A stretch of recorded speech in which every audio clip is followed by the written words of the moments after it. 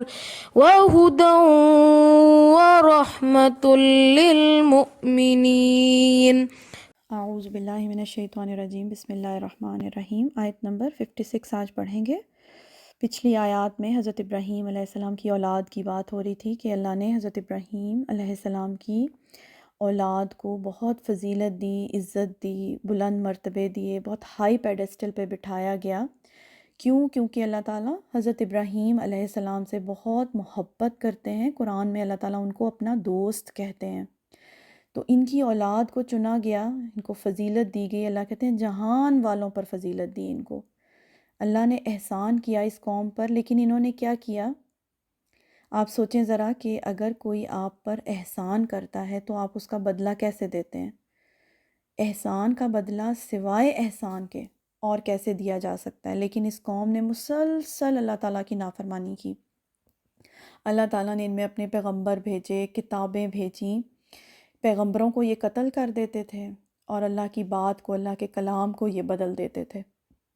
اور ان آیات سے ہمیں یہ بات پتہ چل رہی ہے کہ اللہ نے کسی بھی نبی سے یہ وعدہ نہیں لیا ہوا کہ اس کی ساری اولاد کو بچا لیا جائے گا۔ بچیں گے صرف وہی جو ایمان لے کر آئیں گے، عمل کریں گے، جو نبی کے طریقے پر چلیں گے۔ اور حضرت ابراہیم علیہ السلام کا کیا طریقہ تھا؟ قرآن ہمیں بتاتا ہے کہ وہ یکسو مسلمان تھے۔ جب کبھی اللہ ان کو حکم دیتے تھے وہ فوراً ہی بات مان جاتے تھے۔ سمینا و اطعنا، ہم نے سن لیا اور ہم نے اطاعت کی۔ انہیں دیر ہی نہیں لگتی تھی اللہ کی بات ماننے میں۔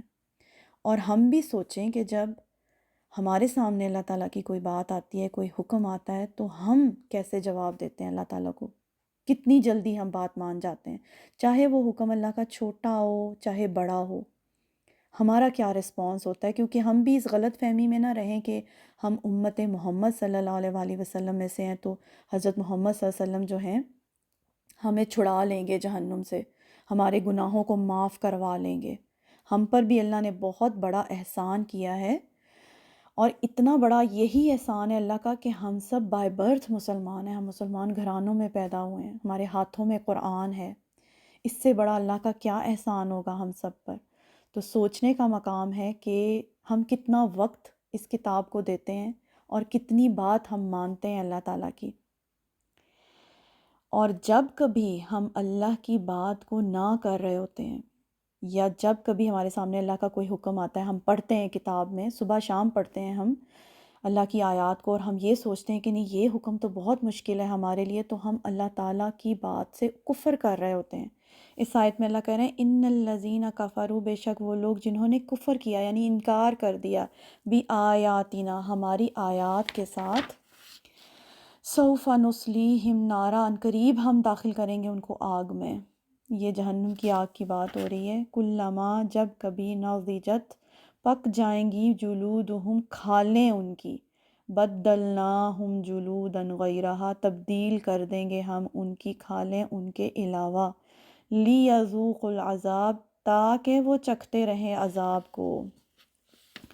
اللہم اجرنا من النار۔ بہت ہی سخت آیت ہے، اور یہاں جو سکن جلنے کی بات اللہ کہہ رہے ہیں کہ جہنم کے اندر اللہ تعالیٰ جب ایک بار ان کی سکن جل جائے گی تو اللہ تعالیٰ اس کی جگہ نئی سکن لے آئیں گے دوبارہ سے، تاکہ وہ جلنے کا جو ہے عذاب چکھتے رہیں مسلسل، یعنی تکلیف میں وہ لوگ رہیں گے جہنم میں جانے والے۔ اور یہ جو بات ہے نا کہ سکن جلنے کی جو بات ہے، یہ اب ہمیں سائنس کے تھرو پتہ چلا ہے کہ یہ جو سکن ہوتی ہے، جب انسان کی سکن پر آگ لگتی ہے، جب وہ جلتی ہے سکن، تو ہماری سکن کے اوپر اصل میں تکلیف ہوتی ہے۔ یہ سکن میں ریسیپٹرز ہوتے ہیں جو آگ لگنے سے فوری طور پہ سگنل ہمارے دماغ کو لے کر جاتے ہیں، ریسیپٹرز، اور دماغ ہمارا ریکگنائز کرتا ہے جب سکن جلتی ہے تو شدید قسم کی تکلیف ہوتی ہے انسان کو۔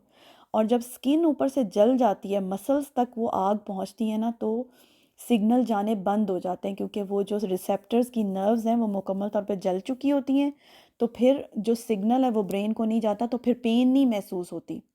اصل پین انسان کو تب محسوس ہوتی ہے جب سکن پر آگ لگتی ہے۔ تو یہ جو بات اللہ تعالیٰ کہہ رہے ہیں نا کہ ان کی سکن بدل دی جائے گی، یعنی نئی سکن لگا دی جائے گی تاکہ دوبارہ سے وہ اسی تکلیف کو محسوس کریں۔ اللہ تعالیٰ ہم سب کو جہنم کی آگ سے محفوظ رکھیں. جرنا اللہم جرنا من النار، آمین ثم آمین. ان اللہ کان عزیزا حکیمہ، اور بے شک ہے اللہ بہت زبردست حکمت والا، یعنی زبردست ہے، غالب ہے، دنیا میں بھی سزا دے سکتا ہے لیکن انسان کو مہلت دے دیتا ہے، انسان کو ڈھیل دے دیتا ہے. حکیمہ، اور بہت حکمت والا ہے، اس کا کوئی کام بھی عدل و حکمت سے خالی نہیں ہے. اتنی زیادہ سخت سزا انہی کے لیے ہے جو جان بوجھ کر، پڑھ کر، سمجھ کر بات نہیں مانتے. اللہ تعالیٰ ہم سب کو محفوظ رکھے اپنے غضب اور غصے سے. آمین ثم آمین. سبحانک اللہم و بحمدک، اشہد ان لا الہ الا انت، استغفرک و اتوب الیک.